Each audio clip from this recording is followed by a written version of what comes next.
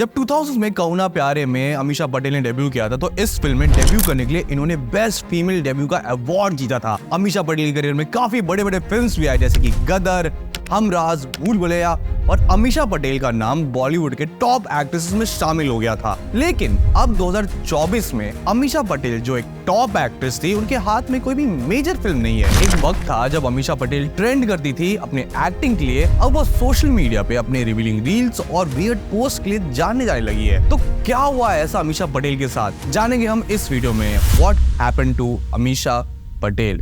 लेकिन वीडियो शुरू होने से पहले तुम YBB फिल्मी को सब्सक्राइब जरूर कर लेना, ऐसे वीडियोस हम तुम्हारे लिए लाते रहेंगे।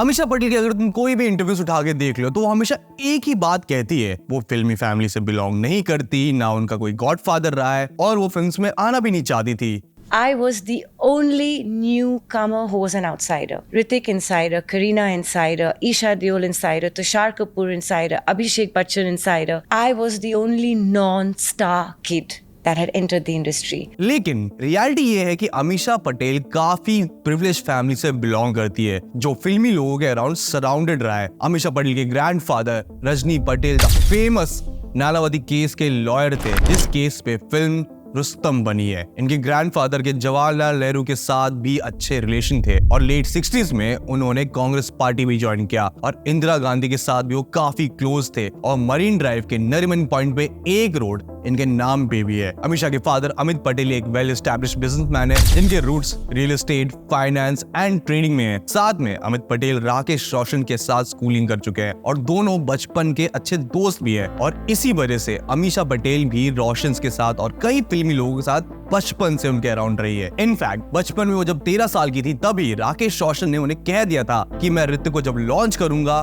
तो तब you'll be his heroine. And actually years before he had told my family that जब अमीषा बड़ी होगी, he had seen me dancing at a संगीत, जब अमीषा बड़ी होगी तो मैं जरूर उसको ऋतिक के साथ लॉन्च करूंगा। And I was only 13-14 years old. Amisha Patel एक वेल ट्रेन भरतनाट्यम डांसर रही है और मुंबई में स्कूलिंग करने के बाद वो बॉस्टन की टफ्ट्स यूनिवर्सिटी में गई बायोजेनेटिक इंजीनियरिंग पढ़ने। लेकिन इनका इंटरेस्ट इकोनॉमिक्स में आया और उन्होंने अपनी मेजर इकोनॉमिक्स में की। लेकिन फिर 98 में इनका इंटरेस्ट मॉडलिंग और एक्टिंग में आया और इन्होंने मुंबई वापस आके सत्यदेव दुबे की थिएटर ग्रुप ज्वाइन की एक्टिंग सीखने के लिए और इसी दौरान इन्होंने काफी बड़े बड़े ब्रांड्स के लिए एड शूट्स भी किए जैसे कि fair and lovely, Bajaj, lux, fame and many more. और एक दिन अमीषा पटेल एक शादी अटेंड कर रही थी और वहीं पे उन्हें मिले उनके फादर के बचपन के दोस्त राकेश रोशन, जो अमीषा को बस देखते रह गए और उन्होंने अमीषा को अगले दिन अपने घर पे लंच पे बुलाया, जहाँ पे वो अपने बचपन के दोस्त ऋतिक से वापस मिली और यहीं पे इन्हें ऑफर हुआ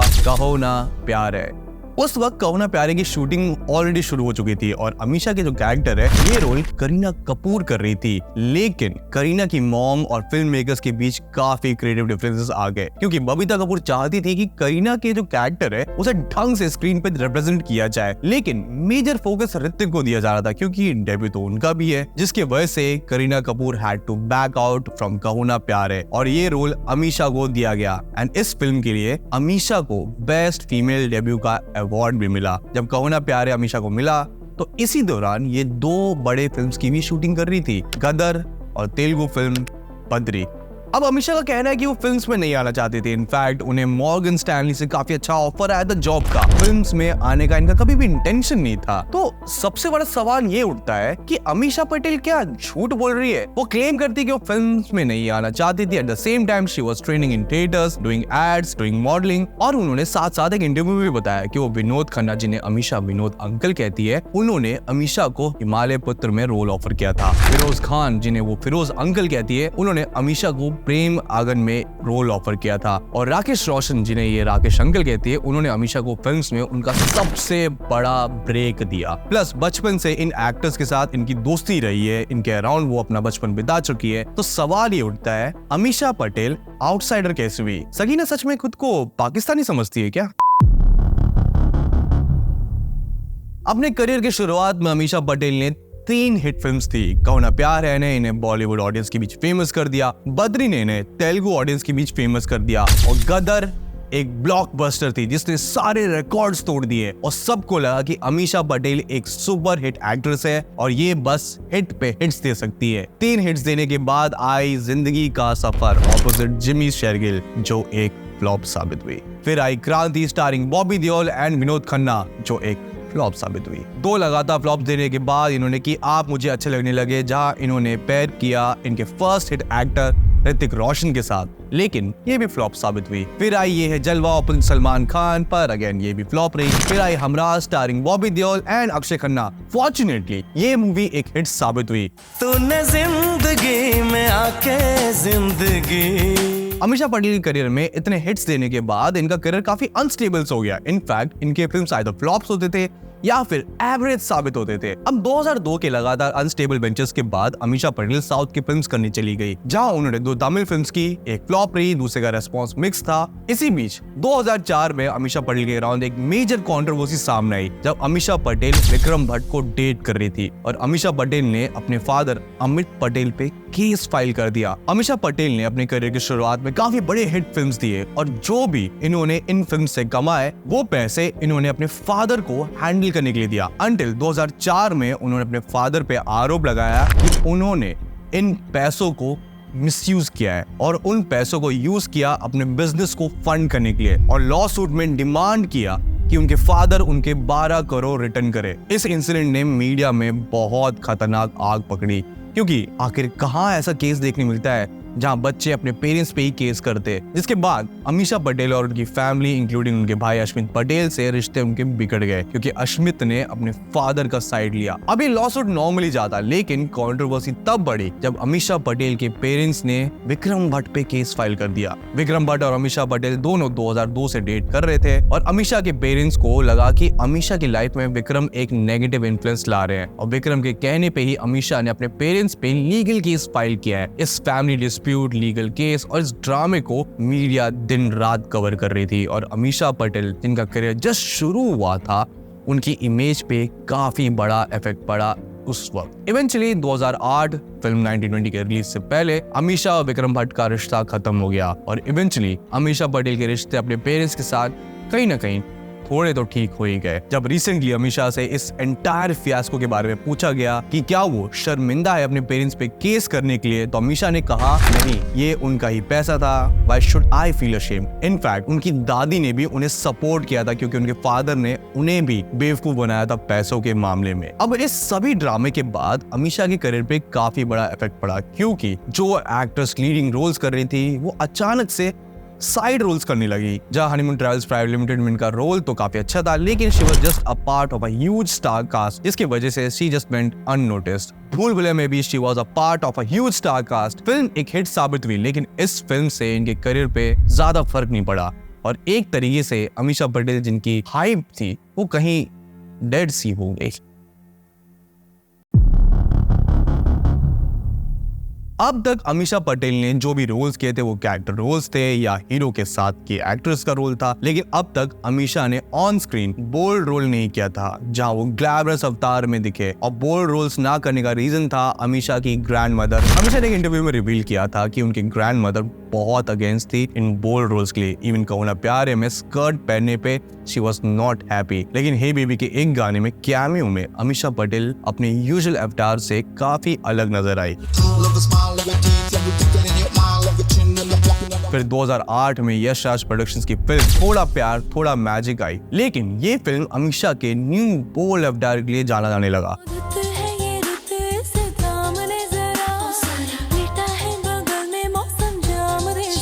इसके बारे में अमीषा बात करते हुए कही कि उन्होंने आदित्य चोपड़ा को कहा था she won't wear a bikini और उन्होंने हॉट पैंट्स ऐड करवाया था उस सीन के लिए। I mean that doesn't make any sense but it is what it is. लेकिन अभी भी अमीषा के करियर में कोई सक्सेस नजर नहीं आ रहा था। इनफैक्ट 2008 के बाद अमीषा काफी वक्त तक इंडस्ट्री से गायब रही, जिसका मेन रीजन था इनका 2008 में विक्रम भट्ट के साथ हुआ ब्रेकअप और साथ साथ फैमिली के अगेंस्ट लीगल डिस्प्यूट। इन सभी इवेंट्स की वजह से इनकी इमेज काफी टार्निश हो चुकी थी, जिसने इन्हें काफी इमोशनल टर्मोइल में भी डाल दिया। And then she just took a break from the industry. वो सोशल इवेंट्स पे नजर आने लगी जस्ट टू अर्न और अमीषा पहले से ज्यादा ग्लैमरस अवतार में नजर आने लगी। इसी बीच 2010 में अमीषा पटेल डेट करने लगी लंदन बेस्ड बिजनेसमैन कनव पुरी को और मीडिया में भी इसके बारे में काफी चर्चा हुई, लेकिन एक लॉन्ग डिस्टेंस रिलेशनशिप होने की वजह से ये भी चला नहीं। अब अमीषा पटेल के पास एक काफी अनस्टेबल करियर था जहाँ everything is under a mess. कोई मेजर हिट नहीं थी काफी वक्त से और कोई ढंग का प्रोजेक्ट भी इन्हें ऑफर नहीं हो रहा था। तो अमीषा पटेल ने 2011 में अनाउंस किया खुद का production house Amisha Patel productions और इस प्रोडक्शन हाउस को लॉन्च करने का मेन रीजन था खुद के करियर को रिवाइवल देना, जहां अमीषा पटेल एक मेजर कमबैक करने वाली थी। इस प्रोडक्शन हाउस का एक प्रॉपर अनाउंसमेंट किया गया और एक फिल्म अनाउंस हुई इस प्रोडक्शन हाउस से, देसी मैजिक। और फिल्म में कास्ट होने वाले थे जाहिद खान, साहिल श्रॉफ और रणधीर कपूर और इस फिल्म के अराउंड काफी हाइप क्रिएट की गई और इवेंचुअली इसका ट्रेलर भी लॉन्च हुआ जहां अमीषा पटेल एक ग्लैमरस अवतार में नजर आ रही थी एंड पीपल वर एक्साइटेड। लेकिन just like Ameesha Patel's career, behind the scene सब अनस्टेबल चल रहा था। कहा जाता है बिहाइंड द सीन एक सबसे बड़ा मेजर इशू आया फाइनेंस का, जहां पैसों की कमी की वजह से काफी सीन शूट नहीं हो पाए, या तो पोस्टपोन्ड हुए या तो कैंसिल हो गए। अमीषा पटेल इस फिल्म को फिनिश करने के लिए फंड्स जमा नहीं कर पाई, जिसकी वजह से शेड्यूल पे काफी इफेक्ट पड़ा, फिल्म की क्वालिटी पे इफेक्ट पड़ा और लक इतनी खराब थी कि देसी मैजिक अनफिनिश ही रह गई। आज भी इस फिल्म का ट्रेलर यूट्यूब पे अपलोडेड है, जहां लोग आज भी इस फिल्म के ट्रेलर के नीचे कमेंट कर रहे हैं कि ये मूवी कब रिलीज होगी। लेकिन 2013 में अनाउंस हुई इस फिल्म को 11 साल हो चुके हैं। प्रॉब्लम तब और बढ़ी जब फिल्म के फाइनेंसर अजय कुमार सिंह ने 2019 में एक लॉसूट फाइल किया अमीषा पटेल के अगेंस्ट, जहां उन्होंने कहा कि अमीषा पटेल ने 2.5 करोड़ लिए थे देसी मैजिक लिए, लेकिन वो कभी वापस ही नहीं किया जिसे वो इंटरेस्ट के साथ लौटाने वाली थी। अमीषा ने जो चेक भी दिया था वो भी बाउंस हो गया और अमीषा पटेल प्रोडक्शंस, जिससे अमीषा पटेल कमबैक करने वाली थी, उसने उनकी इमेज खराब करने में कोई भी कमी नहीं छोड़ी। लेकिन फिर 2013 में आई रेस 2 और ये फिल्म में अमीषा पटेल का एक साइड रोल था जहां वो अनिल कपूर के ऑपोजिट नजर आई and this film was a hit। लेकिन इसके बाद कोई मेजर सक्सेस इन्हें देखने नहीं मिला until अनाउंस हुई इनकी करियर का फर्स्ट ब्लॉकबस्टर फिल्म का sequel Gadar 2 and by surprise Gadar 2 was a financial hit. जनता इतने सालों बाद सकीना और तारा की लव स्टोरी देखने के लिए थिएटर्स जा रहे थे। इनफैक्ट इस मूवी के रिलीज के बाद अमीषा पटेल फिर से मीडिया में नजर आने लगी, लेकिन this time she was scene bashing the films director Anil Sharma. उन्होंने काफी इंटरव्यूज में कहा कि फिल्म काफी मेस्ड अप था, काफी सीन्स के कोई सेंस ही नहीं बन रहे थे और सकीना के कैरेक्टर जो इस फ्रेंचाइजी का एक मेजर ब्रांड एम्बेसडर है, उनके सीन भी ज्यादा नहीं रखे गए थे। अमीषा ने भी कहा कि उनके बिजनेस पार्टनर कुणाल गुंबर ने जब एडिट में सब देखा तो कुणाल ने सनी और अमीषा को बताया कि फिल्म कितनी मेस्ड अप है, जिसकी वजह से इस फिल्म को रीशूट और एडिट में काफी फिक्स किया गया। इवन ये भी रिवील हुआ कि अमीषा पटेल अनिल शर्मा से गदर 2 के शूट के दौरान बात भी नहीं करती थी। अब इस मिसमैनेजमेंट के आरोप को अनिल शर्मा ने ओपनली डिनाई किया, लेकिन बाद में एक और कंट्रोवर्सी तब आई जब उर्फी जावेद के साथ अमीषा पटेल का कंट्रोवर्सी हो गया। एक इंटरव्यू में अमीषा ने कहा कि ओटीटी प्लेटफॉर्म बिल्कुल भी सेफ नहीं है, इसे फैमिली के साथ बिल्कुल भी देखा नहीं जाता क्योंकि OTT platform are full of homosexuality, gay and lesbianism. इसके बाद उर्फी ने एक स्टोरी लगा के कहा कि 25 साल काम ना मिलने के वजह से वो ऐसे बातें बोल रही है। डैम।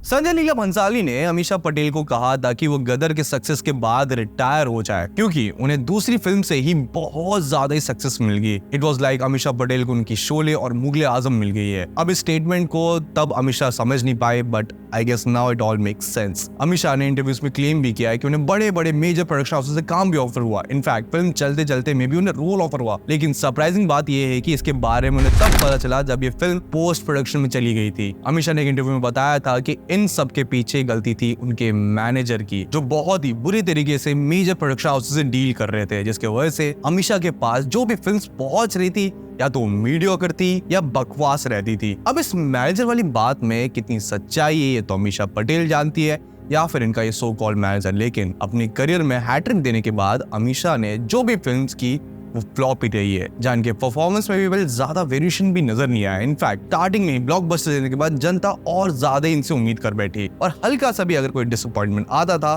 तो जनता ज्यादा डिसअपॉइंटेड हो जाती थी because they expected better. Amisha का सक्सेस उन पे ही भारी पड़ गया। सेकंड फैक्टर आया डेटिंग विक्रम भट्ट, जिसने उन्हें काफी लोगों से आइसोलेट कर दिया। प्लस उस वक्त Vikram Bhatt was going through a divorce और अमीषा उन्हें हर तरीके से हेल्प कर रही थी और इसी दौरान इनके फाइनेंसेस जो इनके फादर संभाल रहे थे उन पे ही इन्होंने केस फाइल कर दिया और इनकी इमेज एक अनग्रेटफुल डॉटर का बन गया। इस लॉसूट को आज भी अमीषा डिफेंड करती है, लेकिन द कोर्ट ऑफ पब्लिक इनकी इमेज टार्निश हो गई। प्लस विक्रम भट्ट को डेट करने के बाद सही में इनके करियर में कहीं ग्रहण सा लग गया। कहा यह भी जाता है कि राज 3 में भी पाशा का जो कैरेक्टर है वो अमीषा पे रखा गया। ये क्या प्रॉब्लम है यार भट्ट की।